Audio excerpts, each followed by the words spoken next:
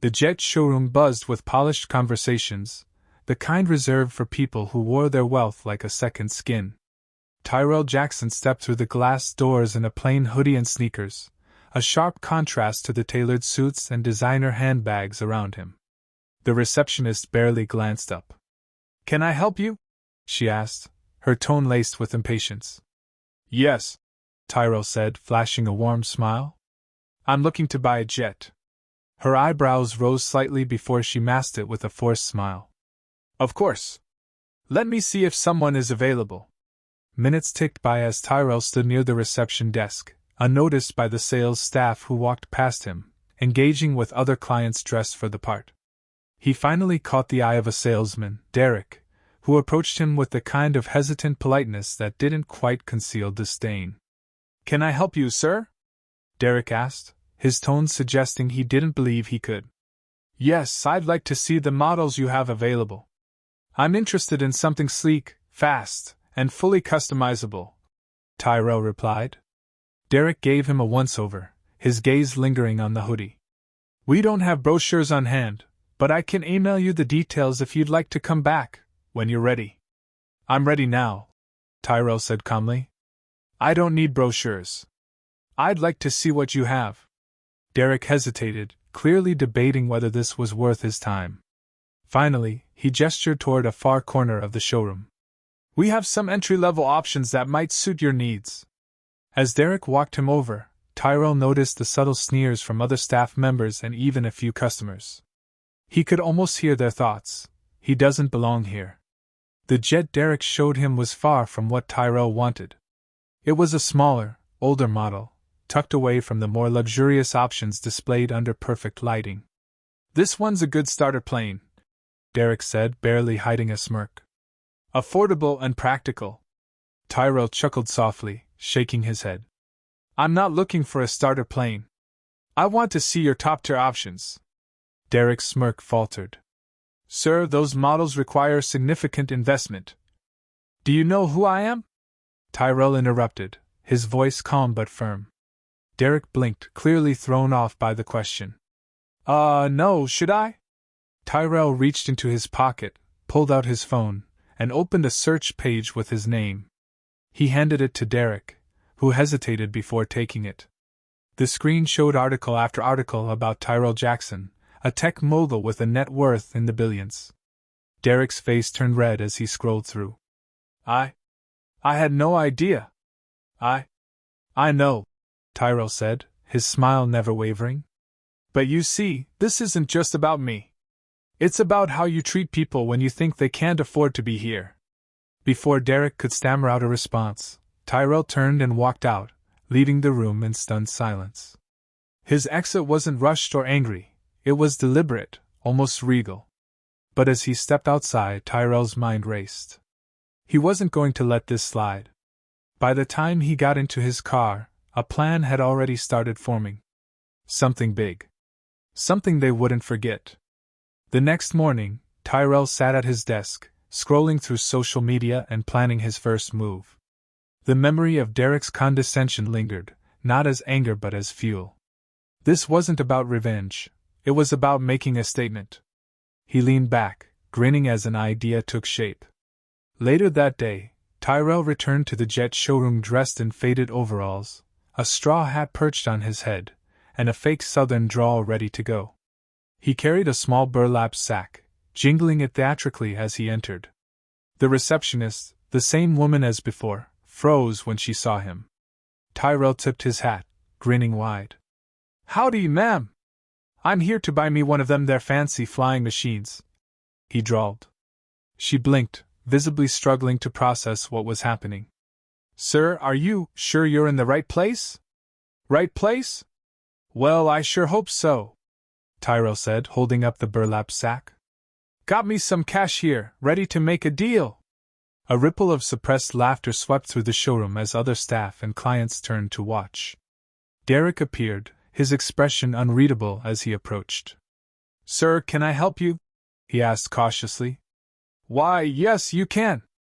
I'm looking for one of them shiny new jets.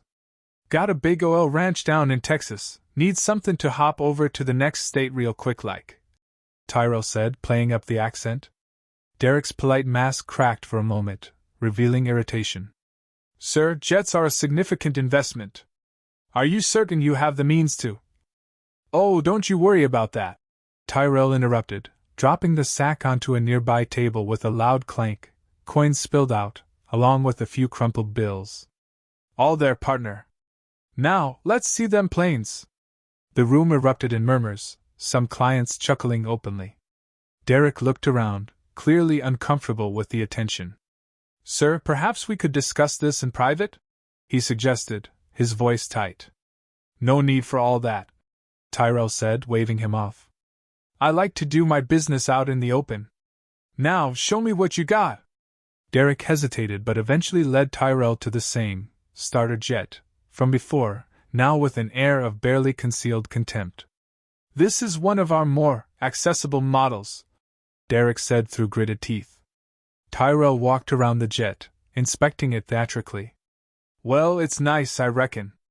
But what about them big ones? The ones for them real fancy folks?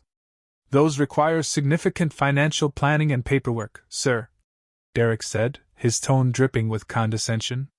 Tyrell tilted his hat back, squinting at Derek. You sayin' I ain't got what it takes? Not at all, Derek said quickly, though his expression said otherwise. Tyrell leaned in, lowering his voice just enough to be heard. Tell you what, partner. You keep this one on hold for me, and I'll be back. But next time, I might just surprise you. Without waiting for a response, Tyrell tipped his hat again, grabbed his burlap sack, and strolled out, leaving Derek fuming and the rest of the showroom buzzing. That night, Tyrell uploaded the video to his social media accounts. It was a montage of his interaction, edited with playful music and captions pointing out the staff's reactions. Within hours, the post went viral, with hashtags like #JetJustice and #FlyingWhileBlack trending across platforms. Comments flooded in, ranging from outrage at the blatant discrimination to laughter at Tyrell's antics. Advocates and influencers picked up the story, calling for accountability from the dealership. By morning, the video had millions of views, and Tyrell was already planning his next move. The dealership's executives were in a frenzy by the following morning. Tyrell's video had hit mainstream media, with news outlets dissecting every detail. Public relations experts were scrambling to mitigate the damage as hashtags continued to trend. Despite their efforts to control the narrative, the video's impact only grew. Meanwhile, Tyrell was ready for round two. This time, he stepped into the dealership dressed in an impeccable three-piece suit, carrying a briefcase. His demeanor was calm, collected, and commanding, a stark contrast to the over-the-top character he played the day before. The receptionist, who had seen the viral video, stiffened as soon as he walked in. Whispers spread like wildfire among the staff. Derek, looking visibly uneasy, approached Tyrell cautiously. Mr. Jackson, Derek began, his tone forced and overly polite. I'd like to personally apologize for any misunderstanding during your last visit. Tyrell raised an eyebrow. Misunderstanding? Is that what we're calling it now? Derek's face reddened as he tried to maintain his composure. I assure you, sir, we value all our clients equally. If you're still interested in purchasing a jet, I'd be happy to show you our premium models. Equally? Tyrell repeated, his voice cool but sharp. So yesterday wasn't about my appearance? Or your assumption that I couldn't afford to be here? Derek opened his mouth to respond, but Tyrell held up a hand to stop him. Let me make this easy for you, Tyrell continued. I'm here to see the best you have. No excuses. No starter models. If that's a problem, let me know now, and I'll take my business elsewhere. Derek quickly shook his head. No problem at all, Mr. Jackson. Please follow me. Tyrell allowed Derek to lead him to the showroom's centerpiece, a gleaming, state-of-the-art jet with all the bells and whistles. A small group of executives had gathered nearby, their nervous energy palpable. This is our finest model, Derek said, his tone now dripping with practiced enthusiasm. It offers unmatched luxury and performance. Tyrell walked around the jet, inspecting it silently. The executives exchanged glances, unsure of what he was thinking. "Impressive," Tyrell said finally, turning to face them. "Now tell me, why wasn't this shown to me yesterday?" The room fell silent. Derek shifted uncomfortably, and one of the executives, a middle-aged man with a stiff smile, stepped forward. "Mr. Jackson," the executive began, "we deeply regret any oversight or misjudgment on our part. It was never our intention to offend you." Tyrell's gaze hardened. "You regret it because the world's watching. If that video hadn't gone viral, would you be apologizing right now?" The executive stammered. "We assure you, our commitment to diversity and inclusion is genuine. This incident doesn't reflect our values as a company." Tyrell crossed his arms, letting the weight of his silence hang in the air. Finally, he spoke. "Here's what I think," he said. "You don't value diversity, you tolerate it when it's convenient. And as long as people like me stay quiet, you get to keep operating this way." The executives looked increasingly uncomfortable, but Tyrell wasn't done. "I'm not here for your apologies. I'm here to remind you, and everyone watching, that money doesn't buy respect. People do." With that, Tyrell snapped open his briefcase, revealing stacks of crisp bills. Gasps rippled through the room as he pulled out one bundle and tossed it onto a nearby table. "This," he said, gesturing to the money, "is just paper. It's the people who earn it, who spend it, and who build your business that matter. And until you understand that, you'll never truly succeed." Without another word, Tyrell closed the briefcase, turned on his heel, and walked out, leaving the stunned staff and executives in his wake. By the time he got back to his car, his phone was buzzing with notifications. His team had uploaded the entire interaction online, carefully edited to highlight the dealership's fumbling apologies and Tyrell's powerful speech. The video exploded, garnering even more attention than the first. It wasn't just about entertainment anymore, it was a movement. Advocacy groups and public figures joined the conversation, using Tyrell's story to call out systemic issues in luxury industries. Tyrell leaned back in his seat, a satisfied smile on his face. This wasn't just about him, it was about pushing the needle forward. And he wasn't done yet. The dealership's boardroom was in chaos. Tyrell's second video had gone viral faster than the first, cementing his reputation as a sharp-witted disruptor. The hashtag #JetJustice was now synonymous with exposing luxury industry prejudice. News outlets replayed clips of his speech alongside headlines that framed the dealership as an emblem of systemic discrimination. Executives were desperate to shift the narrative. They scrambled to release a public statement, emphasizing their commitment to diversity and announcing plans for an internal review. But the internet wasn't buying it. Comments mocked their empty promises, pointing out how these statements only came after public backlash. Tyrell, meanwhile, was plotting his next move. He wasn't just exposing the dealership, he was setting a standard for how institutions should be held accountable. That morning, he called his legal team and PR advisors into his office. "I'm not interested in their apologies or damage control," Tyrell said, leaning forward. "This isn't about me anymore. It's about everyone who's ever been dismissed, underestimated, or disrespected because of how they look. Let's make this bigger." One of his advisors raised a cautious hand. "Tyrell, what exactly are you proposing?" He smiled. "I want them to feel what it's like to be at the mercy of public opinion. We're taking this to the next level." The following day, Tyrell announced a public initiative. He pledged to donate a significant amount to organizations focused on combating racial discrimination in corporate spaces. But he didn't stop there.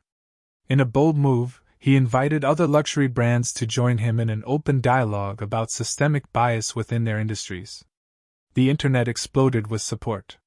Tyrell's initiative became a rallying cry for change, with thousands of people sharing their own experiences of discrimination. Celebrities and influencers amplified the movement, tagging the dealership in posts and demanding they take tangible action beyond hollow apologies. Feeling the heat, the dealership's CEO personally reached out to Tyrell, requesting a private meeting to discuss solutions. Tyrell agreed but made one thing clear: it wouldn't be behind closed doors. The meeting was held at a neutral venue, with press and cameras invited to document the event. The CEO, a composed older man in a tailored suit, extended his hand as Tyrell arrived. "Mr. Jackson, thank you for giving us this opportunity to make things right," the CEO began. Tyrell shook his hand firmly but didn't let the gesture soften his stance. "This isn't about making things right with me. It's about addressing the culture that allowed this to happen in the first place." The CEO nodded, his expression serious. "We've initiated a full audit of our policies and practices. We're also partnering with external experts to implement mandatory diversity and inclusion training for all employees." Tyrell listened, his face unreadable. "It's a start," he said finally. "But policies won't change attitudes overnight. That's where leadership comes in. What are you doing to ensure this doesn't just become another box you check?" The CEO hesitated, clearly caught off guard. Tyrell seized the moment. "Let me give you some advice," he said. "Real leadership isn't about reacting to public outcry. It's about anticipating problems, taking proactive steps, and creating an environment where everyone feels valued. If you can't do that, you're not leading, you're just managing damage." The room fell silent as the weight of Tyrell's words sank in. Finally, the CEO cleared his throat. "We're committed to doing better, Mr. Jackson. And we'd like to invite you to be part of the solution." Tyrell raised an eyebrow. "What exactly are you proposing?" "We'd like to work with you to develop a program that addresses these issues not just within our company but across the industry," the CEO said. "Your insight and experience could help drive meaningful change." Tyrell leaned back, considering the offer. This wasn't what he had expected, but it was an opportunity to turn his platform into something lasting. "I'll think about it," he said finally. "But understand this, I'm not here to make you look good. I'm here to make sure this doesn't happen again." The meeting ended with handshakes and carefully worded statements to the press. Tyrell's supporters watched closely, eager to see how the dealership would follow through. That evening, Tyrell reflected on how far the situation had come. What started as a single moment of discrimination had grown into a movement for accountability and change. He knew there was still work to be done, but for now, he allowed himself a moment of satisfaction. The dealership wasn't off the hook yet, but they were learning what it meant to be held accountable. And Tyrell wasn't finished making his point. The dealership was now under intense scrutiny. Every move they made was dissected by the media, and social media was abuzz with discussions of accountability, leadership, and how systemic issues were being addressed. Tyrell's initiative had done more than just expose the company's failings. It had become a flashpoint for a broader societal conversation about discrimination in luxury industries. Tyrell knew that public pressure was the key to forcing real change, but he also recognized that a single victory wouldn't be enough. This wasn't about personal satisfaction. It was about reshaping the way industries thought about race, class, and access. The invitation from the dealership's CEO to be part of the solution weighed on him, but it was an opportunity he couldn't ignore. Tyrell sat in his office, reviewing the press coverage, his thoughts turning inward. He had done a lot with his wealth and influence, but this moment felt different. This was his chance to leave behind more than just a legacy of business acumen. This was a chance to lead a cultural shift. He picked up his phone and dialed his trusted PR advisor, Janine. "Janine, we need to take this conversation to the next level," Tyrell said, his voice calm but resolute. "I want to draft a proposal, not just for the dealership but for all luxury industries to adopt more transparent diversity measures." Janine responded quickly. "Tyrell, you know that's a bold move. It could open doors, but it might also shut some in your face."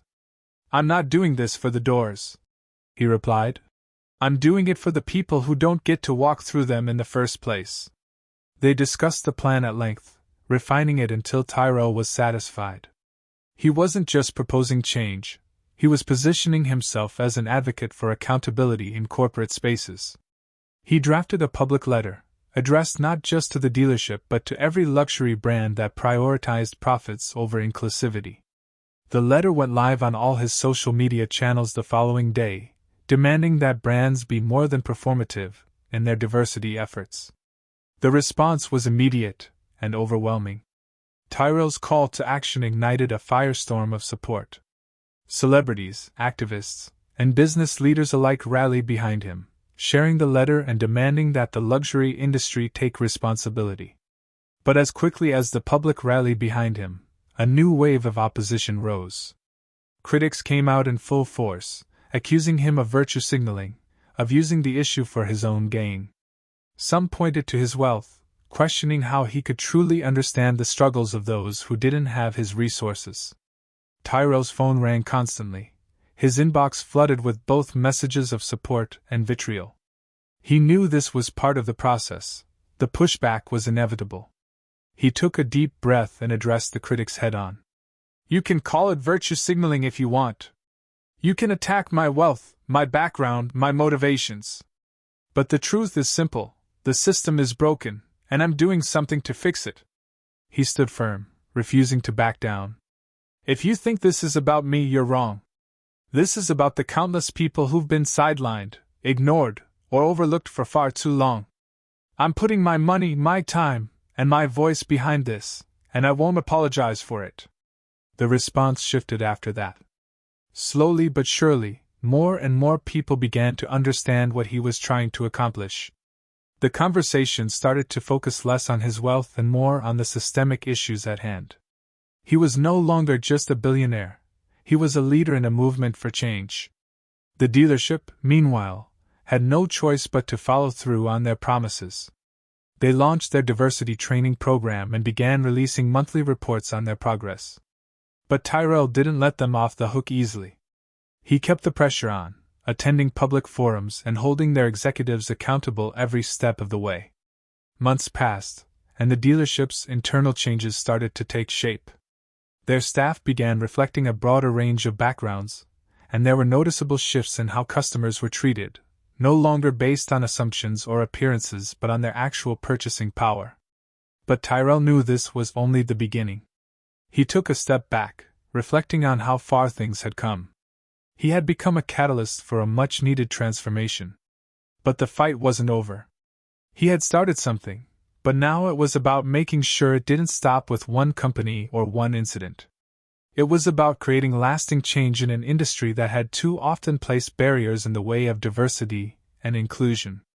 Tyrell's reputation as a businessman had always been solid, but this was something different. He was no longer just a symbol of financial success.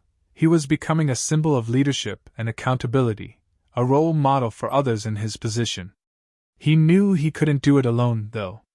He began reaching out to other industry leaders, asking them to join him in his mission. Some were wary, unsure of the risks involved. But slowly, others began to step forward, offering their support. Together, they formed a coalition of leaders committed to reshaping the luxury industry. They started pushing for legislation to enforce transparency in corporate diversity practices, creating a ripple effect that went beyond public relations into real policy change. Tyrell stood at the forefront of the movement, proud of what he had accomplished. But his eyes were already set on the future, on the next challenge. He knew that true change wasn't a destination, it was a journey. And he was just getting started. The movement Tyrell had ignited was no longer just a viral moment, it had grown into a full-scale initiative, with momentum that couldn't be ignored. After months of pressure, the luxury industry was feeling the heat. Tyrell's initiative, the one that had started as a personal challenge to a single dealership, had now turned into a global conversation about corporate ethics, diversity, and systemic inequality. Despite the progress, Tyrell knew there was still more to be done. The industry's response had been slow, and the changes that had been implemented so far were often surface level. He had exposed the cracks, but now it was time to force institutions to repair them from the inside out. Tyrell's team had been working around the clock, gathering data and presenting solutions to lawmakers, business leaders, and activists. He was positioning himself not just as a provocateur, but as a driving force for policy change. He knew that if real progress was to be made, there needed to be legal and institutional changes, not just corporate gestures. One afternoon, Tyrell sat down with a group of top-tier lobbyists, discussing the next steps. They were planning to introduce legislation that would require companies to disclose their diversity numbers and outline clear steps toward equity. The bill would mandate companies to face penalties if they didn't meet certain benchmarks in diversity hiring and inclusivity practices. "It's time to put the pressure where it matters most, on the bottom line," Tyrell said. "They're not going to change unless they're forced to. If we can get the right policy in place, the change will come faster and more effectively." One of the lobbyists, an experienced strategist named Jessica, nodded. "But we're up against some serious resistance. There's a lot of money tied up in the status quo." Tyrell's face hardened. "I've seen firsthand how much they'll fight to protect their monopoly. But this is about more than just business, it's about dignity. We're giving people the chance to rise, and if that scares them, so be it." The conversation turned to logistics. How to align allies in Congress, how to communicate the initiative in a way that would garner public support, and how to handle the inevitable backlash. But Tyrell was already several steps ahead. He had been anticipating these challenges for months, carefully crafting a narrative that would resonate with the public. His campaign had already garnered significant attention, and now he was planning to leverage that platform. His legal team was drafting the bill, while Tyrell and his PR team worked on a nationwide media tour. He would meet with journalists, activists, and lawmakers, making it clear that the time for empty promises had passed. Meanwhile, the dealership's continued attempts to redeem itself were becoming more transparent and embarrassing. They had been releasing statements claiming to have implemented sweeping internal reforms, but the reality was that little had changed. Employees still faced discrimination, and the diversity numbers were still far from adequate. Tyrell was growing tired of their theatrics. It had become clear that they were only responding to pressure from the public, and were nowhere near genuinely committed to lasting change. He called a meeting with his team. "We need to stop pretending this is just about this dealership," he said, his voice calm but forceful. "We need to go after the entire system." His team knew what he meant. This was no longer a personal vendetta.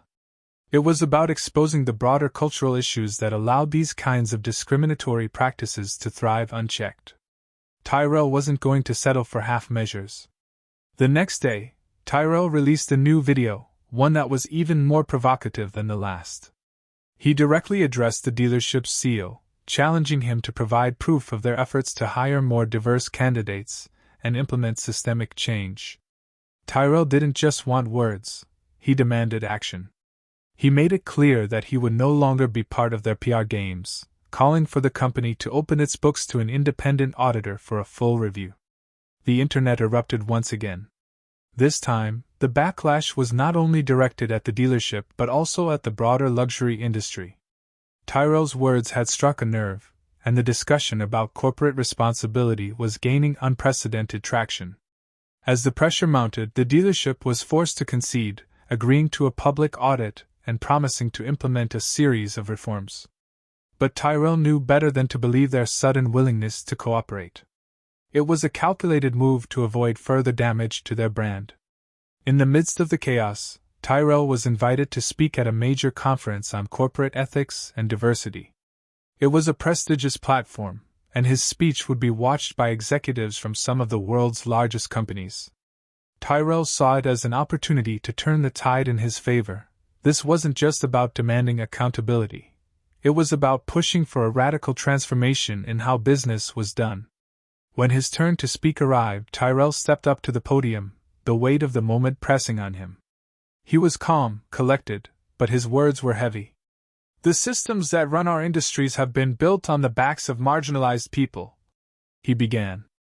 "For too long, the message has been clear. If you're not wealthy, if you're not white, if you don't fit the mold, then you're not welcome.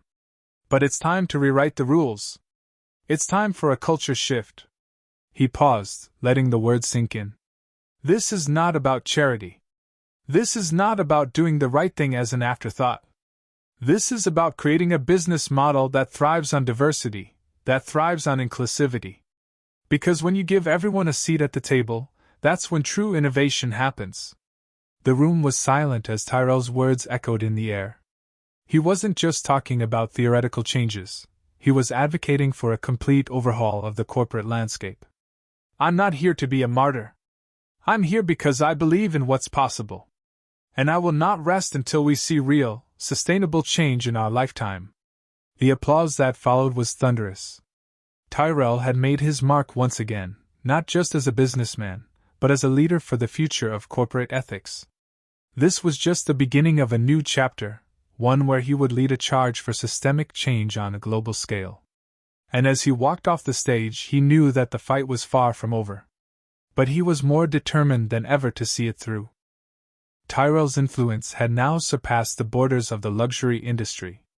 His public speeches, social media campaigns, and tireless advocacy had ignited a firestorm that could not be ignored.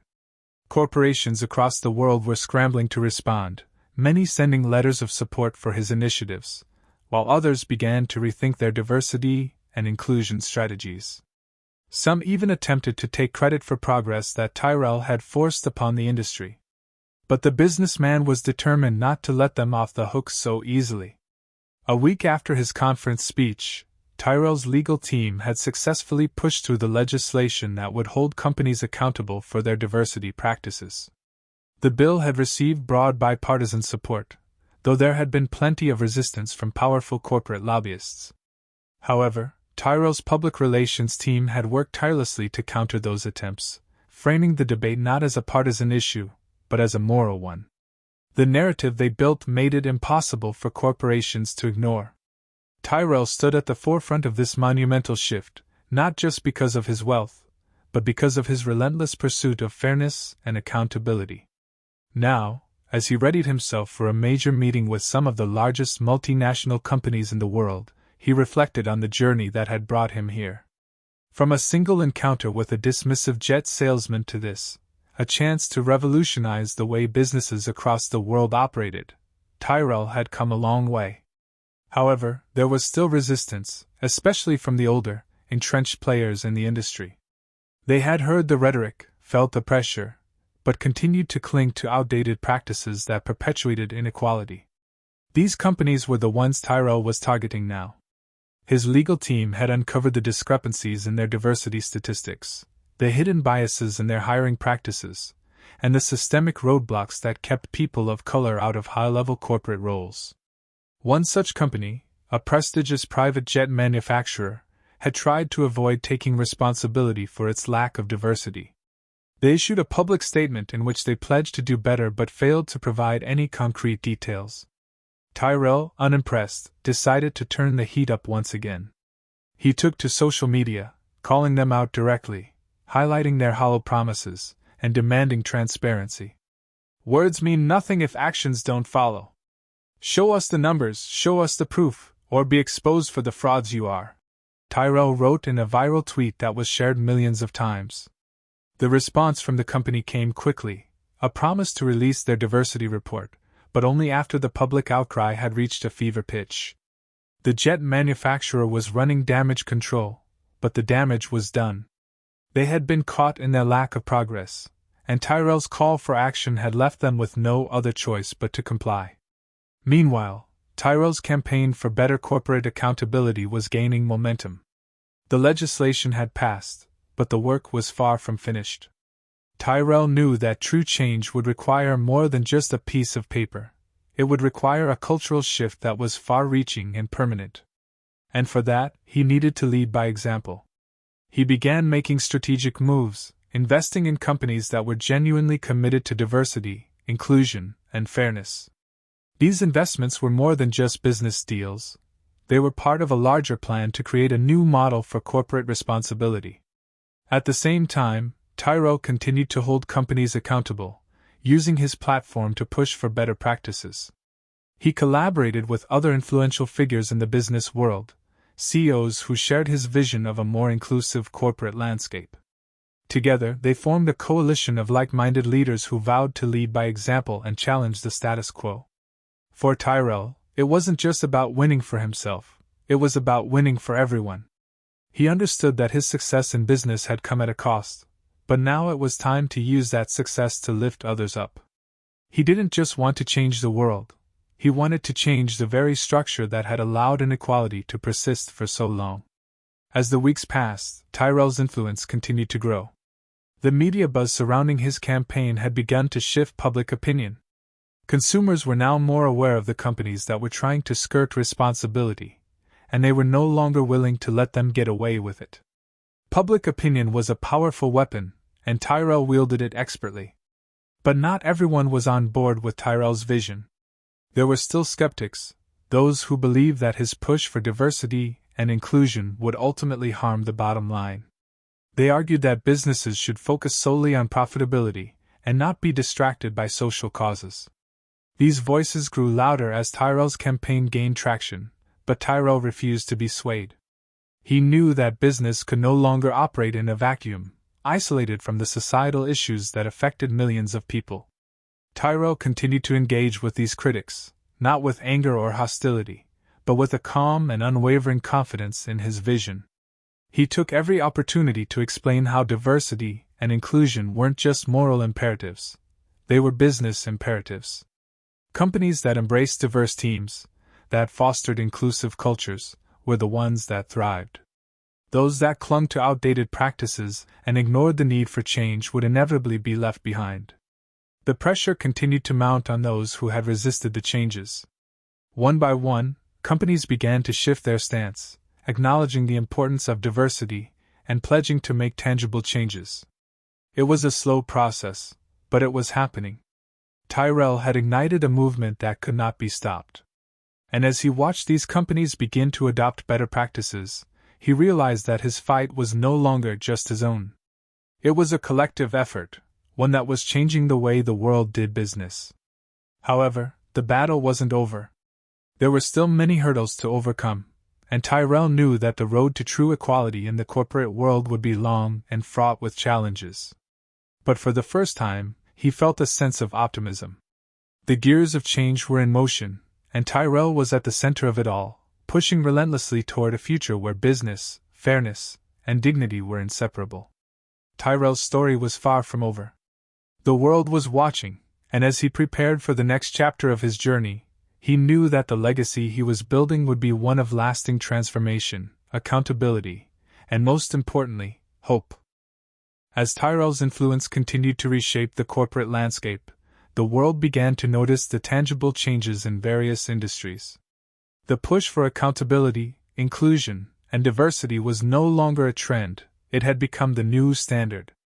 Companies that had once hesitated to acknowledge their biases were now implementing robust diversity programs, and for the first time, hiring practices reflected the world's true diversity. This was more than a mere win for Tyrell, it was a win for everyone who had ever felt marginalized, overlooked, or excluded.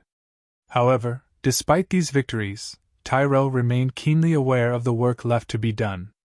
As the companies under his watch began to adopt more inclusive practices, he knew that true change went beyond policy. It required a deep transformation in corporate culture, an overhaul in the way people viewed each other, and a shift in the priorities of the business world. Tyrell's mission had always been to show that profitability and equality could coexist, and now, more than ever, he felt the pressure to ensure that this vision was realized globally. His next step was to deepen his impact on corporate governance itself. He set his sights on sitting on the boards of major corporations, companies that were still grappling with systemic inequality. Tyrell's goal was not just to invest in companies but to actively shape their policies and decisions. He knew that it wasn't enough to be a silent shareholder. He needed to take the reins and drive real change from within. His leadership was not just about financial success. It was about creating a legacy of integrity, accountability, and empowerment. To further his mission, Tyrell began hosting forums where business leaders, activists, and influencers could come together and discuss how to foster meaningful diversity in their organizations. These forums became a breeding ground for new ideas, as well as a platform for those whose voices had been silenced in the past. Tyrell's ability to connect people from different walks of life created a space where empathy, understanding, and solutions could flourish. His forums were more than just discussions, they were the incubators of a movement that had the potential to change the corporate world forever. As Tyrell's reputation as a trailblazer in diversity and inclusion grew, so did the challenges. Some companies resisted the cultural shift he was advocating for, holding on to outdated models of leadership that valued profit above all else. These companies continued to churn out executives who lacked diversity and failed to promote an inclusive work environment. Tyrell knew that while the work he had done was significant, it was still fragile. One misstep from any major corporation could unravel years of progress. Tyrell's focus, therefore, became not only on promoting diversity but on ensuring that it was sustainable. He recognized that creating inclusive workspaces wasn't enough. There had to be constant, tangible progress. To that end, Tyrell became an outspoken advocate for measurable diversity goals. He worked with businesses to develop clear metrics for success, goals that could be tracked and evaluated, ensuring that companies weren't just paying lip service to diversity but were actively working toward it. He pushed for the development of diversity officers in every organization, individuals tasked with holding the company accountable for its diversity efforts. The media buzz surrounding Tyrell's initiatives was now undeniable. Major news outlets were covering his every move, showcasing his efforts to change the corporate world. Tyrell had become a household name, not for his wealth, but for his influence in shaping a better, more equitable future. His advocacy for diversity and inclusion had become the focal point of discussions on corporate responsibility, and leaders from all over the world began to reach out to him for guidance on how to implement similar strategies in their own companies. Tyrell had become the standard-bearer for the kind of leadership that blended profit with social consciousness. He was sought after by universities, eager to have him speak about the importance of diversity in business. His speeches were filled with examples of how diversity could drive innovation and how inclusive corporate cultures led to stronger, more successful teams. Through his words, Tyrell inspired the next generation of business leaders to understand that diversity wasn't just a moral imperative, it was also a business strategy that would define the future of corporate success. One of Tyrell's proudest moments came when he was invited to the United Nations to speak about the importance of diversity and inclusion on a global scale. His speech, which was broadcast around the world, emphasized that businesses needed to be held accountable not just to shareholders but to society as a whole. He talked about the necessity of ensuring that every person, regardless of background, had the opportunity to succeed. For Tyrell, this was not only a personal victory but a collective one. His message was reaching the world. But despite these successes, there were still moments of doubt. As Tyrell looked around at the rapidly changing business world, he couldn't ignore the fact that true equality had not yet been achieved. There were still corporations that saw diversity as a box to check, rather than a core principle to embody. There were still people in power who resented the push for change and saw it as a threat to their dominance. Tyrell knew that while he had made significant strides, the fight was ongoing. The momentum he had created could easily be lost if the battle for equality wasn't sustained. His resolve never wavered. Tyrell knew that true transformation didn't happen overnight, but with every step forward, he was proving that systemic change was possible. He had ignited a fire within the corporate world that could not be extinguished. Even if there were setbacks along the way, Tyrell was confident that the future he was building was one in which businesses would be held accountable for their actions and for the impact they had on the world. In the end, Tyrell's legacy was not just about the businesses he helped change or the laws he passed.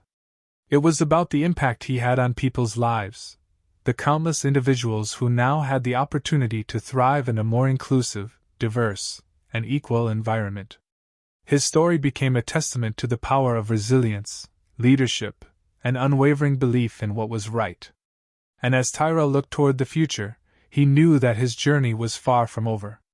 The fight for true equality was ongoing, but with each passing day, more and more companies were rising to meet the challenge, ensuring that Tyrell's work would have a lasting impact for generations to come.